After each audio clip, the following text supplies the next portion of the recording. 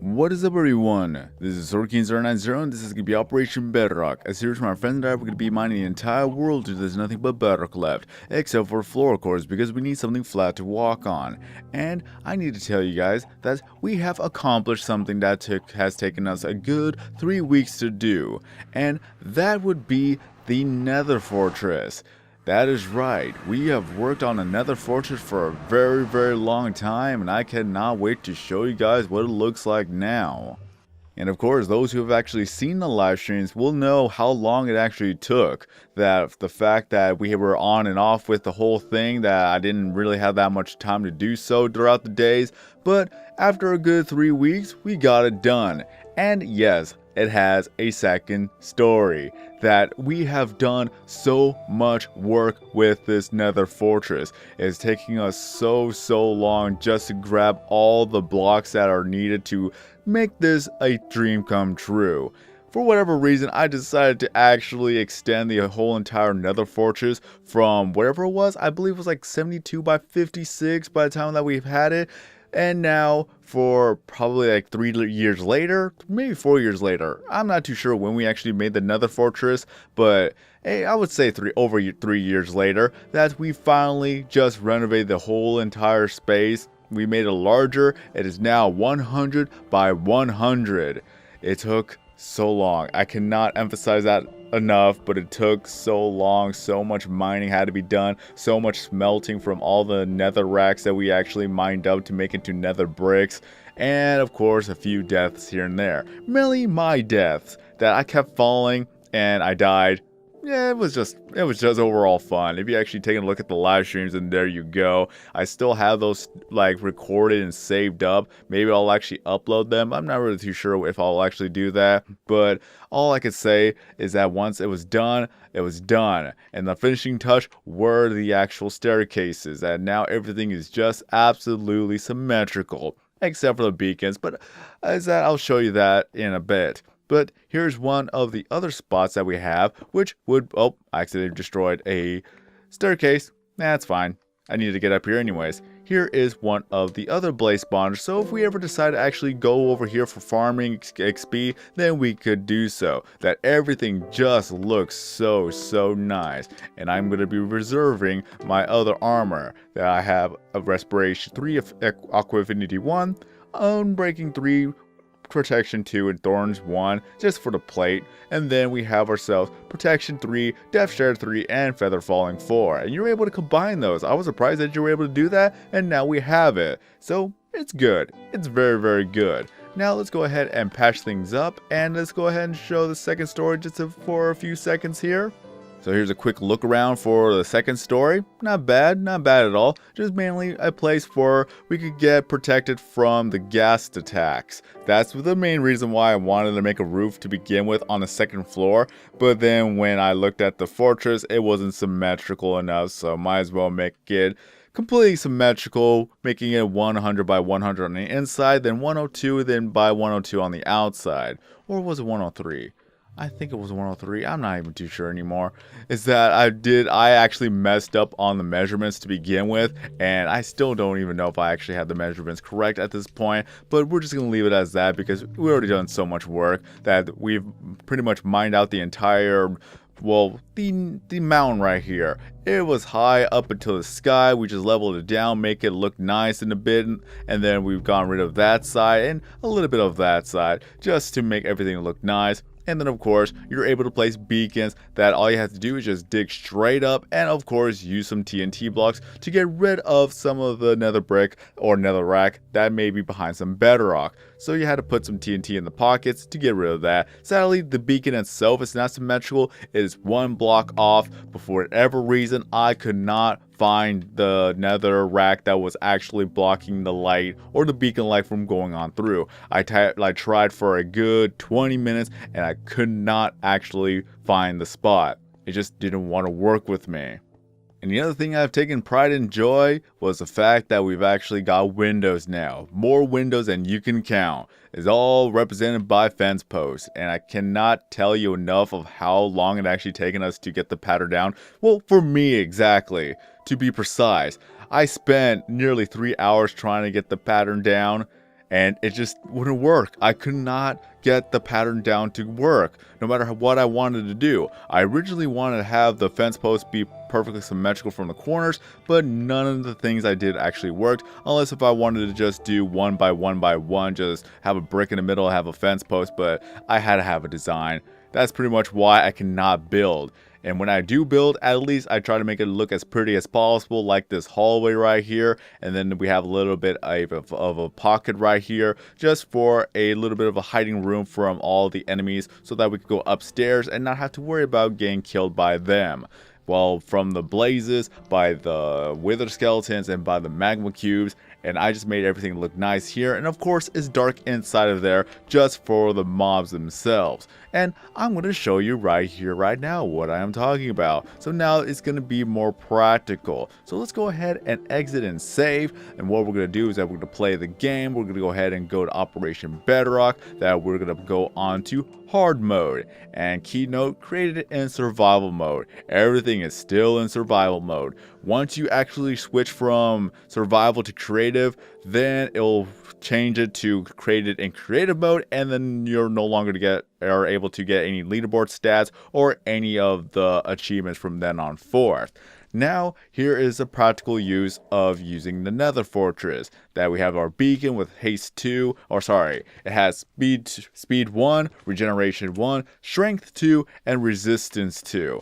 I keep on thinking about the whole fact that we were on haste 2 and speed 2 for the beacons with the mining, and now let's go ahead and find some mobs. They all spawned on the second floor. How nice. None of them actually spawned on the first floor.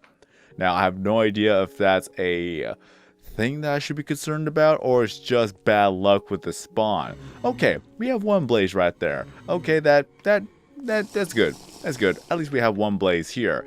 And what is our weapon of choice? That we are gonna be using a pickaxe. Not just any pickaxe, it has Silk Touch 1, Efficiency 5, Unbreaking 3, and Mending 1. So now it is a good weapon. If we were to use a diamond sword, it still takes 2 hits regardless. So at that point, it's just better for us to just use the pickaxe themselves. And this is why we combined all the pickaxes with mending. So we are able to actually repair the tools faster than we could destroy them when we use them as weapons.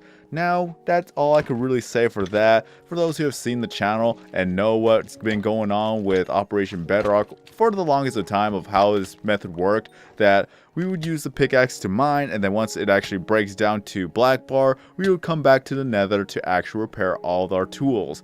And we do that for a good while. It does take a while to actually get all the tools repaired, but at least with that, we are able to continue on mining without using up all the diamonds. We could reserve all the diamonds we want, and we can and we possibly should. Now, one of the things I have been thinking about is whether or not to actually save up all of the ores. Well, not all of them, but just a majority of the ores. That a lot of the blocks we got from Silk Touch, we were able to save them. My thought process of that is that if we were going to destroy the whole entire world and get rid of every single ore, then there's nothing to use. Or as building blocks, I'm pretty sure people could actually use the ores for building blocks, can't they? A lot of people are creative with that. They could just use whatever design that they wanted to use for that, and for me to just get rid of every single one of them wouldn't be so right. So what I'm thinking about is reserving one chest full of coal ore, one chest full of iron ore, maybe half a chest of gold, half a chest of lapis lazuli, if that's how it's pronounced. I can never pronounce it correctly as far as I know. A full chest of redstone's easy, but for diamonds themselves is going to be very, very hard and difficult.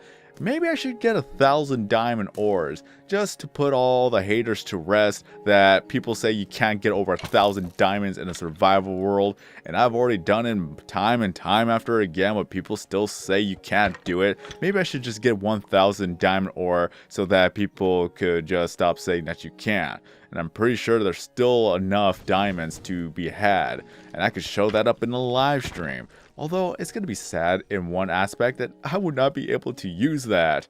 But in the long run, it's going to be nice just to show proof that you're able to have it, regardless of how many times people say it's fake and whatnot. But those are just thoughts. Those are just ideas that I have scrambling around my brain at this point, that we've done this for a very, very long time, and we're slowly getting back into it. And another week, I'll show you guys another progress report that we have done over time, that with the live streams, at least that's pretty much a good documentation, and just to keep everything on record, at least for Twitch for the time being.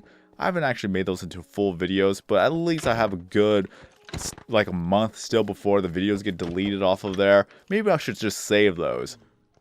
Probably should save those, just to say, hey, just look at my Twitch page if you want to take a look at that. And speaking of Twitch, that a lot of people are still stopping on by to say hello and to support me on that, and I truly, truly appreciate you guys.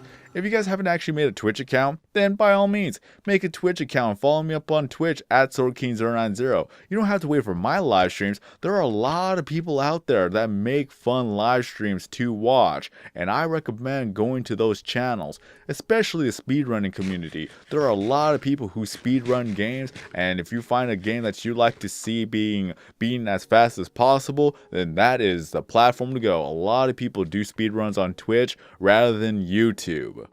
But for me personally, I still want to be able to grow my Twitch platform, so I am live streaming Operation Bedrock more often on Twitch, and then the occasional live stream on YouTube. But I'm trying to mix them both up. I just try to get at least one live stream going on YouTube, one live stream going on Twitch. Whichever game I want to play, then that's the game I'm going to be playing. And I only ask not to actually tell me what to play, is that if I'm already playing a game that I want to play, that I'm having fun with, it's quite rude to just flat out say, go play this game. You wouldn't want that to happen to you, so it's just common courtesy not to just try to force a person to play a different game that they don't want to at that point. Maybe later on tonight they'll play it, but it's not good just to demand someone to do that. You could ask them if they're going to play this next, or is that if they're thinking about another game to play, then you could actually make that a suggestion. But just to flat out just say do this, this, and this, is not that good. It's just not that courteous. It's just pretty much rude at that point. But if you have noticed, the health bar of the pickaxe with the durability is going up and up and up. So that is how we are getting our repairs done. It does take a little bit of a while, but overall, I believe it just takes about a good 10 minutes per pickaxe to be fixed, depending on how fast I could actually kill the enemies and whatnot. And I just broke a part of the ceiling. My mistake. I am sorry about that. Oh, okay. I had to pay attention because I did not want to get attacked by another wither skeleton. That wouldn't be fun. And for me, it's kind of dark on my screen that I have a brand new TV. I just paid it off. I'm very happy about it. That it looks completely, well, not completely, it just looks darker on my screen than it does on the actual recording on, well, what you guys see. So what you guys see is brighter than what I see. So I gotta get used to that. I used to have it where everything was just exactly the same, but of course, I wanted to upgrade to a brand new TV, and I like this TV that is all 4K. Although I do not record in 4K, it's kind of funny to say that now. I'm so used to saying 1080p, but I do record the gameplay in 1080p at 60 frames per second, but I cannot do 4K yet. But once I actually get a brand new computer and a brand new capture card, it's going to be an Elgato 4K, then I could actually record in 4K. Whether or not oh yeah, I did say I'm going to buy a brand new computer. I'm going to be saving up for a brand new computer. So everything is going to be upgraded a little bit by little bit. But the question is whether or not if I'm actually going to make videos in 4K, that's going to be a different question. Although we still don't have the super duper pack. When are we going to have our 4K pack? It's been nearly 2 years that was first announced, and we still don't have it yet. We are still waiting. Maybe on Bedrock Edition it actually has 4K. I don't know, honestly. I really don't know, but it's been so long since that announcement has been made, and we still haven't gotten it yet. Ah, well, what can you do? All I gotta say is that I still want to thank everybody for all the support they've sent for the last video. They were surprised that Operation Bedrock was quote-unquote back. I'm still contemplating of actually coming back to this, but I still want to play all the other games. So all I gotta ask is that give all the other videos a chance. Give all the Let's Plays a chance. Just give it all a chance. Who knows? Maybe you'll actually enjoy those. And if so, then I'm very happy that you will enjoy that. So that's all I gotta say. And I'm just surprised that none of the gas have actually popped up yet. This was the reason why I made the roof, and now I'm on the roof. It's kind of ironic in that sense. Might as well just go back downstairs and maybe just get some more kills here and there. Whoa, did my... Okay, so I guess it actually ran out. My fire resistance potion ran out. That was the main indicator of when to actually stop recording now.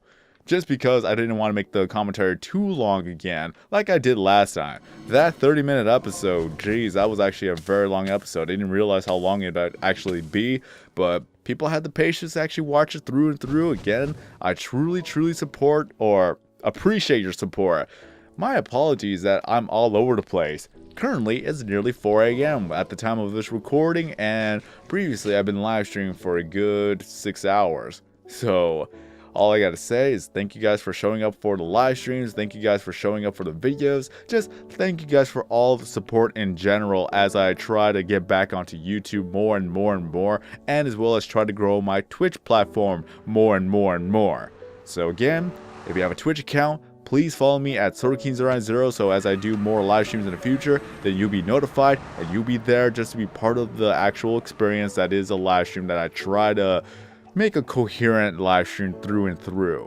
But I really want to get into Let's Playing, I really want to get into this, and I'll probably talk about that more next week. But that's just the main update for the Nether Fortress. I want to thank Steve for all the help he has done, for a lot of things that he has helped me, just patching up the roof, doing a lot of mining as well.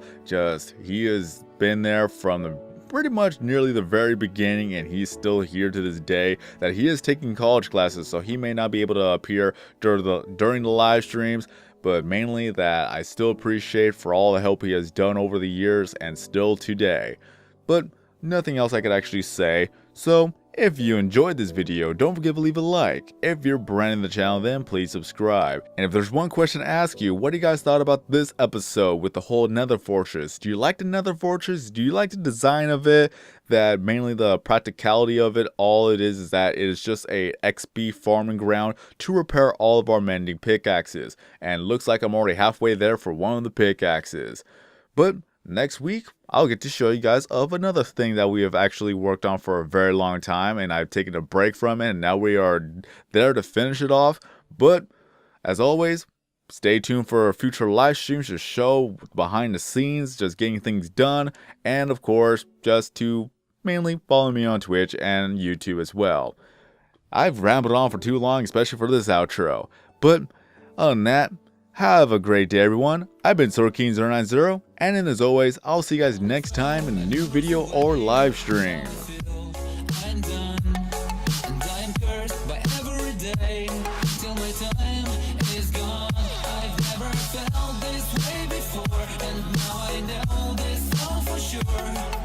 Forget your last betray.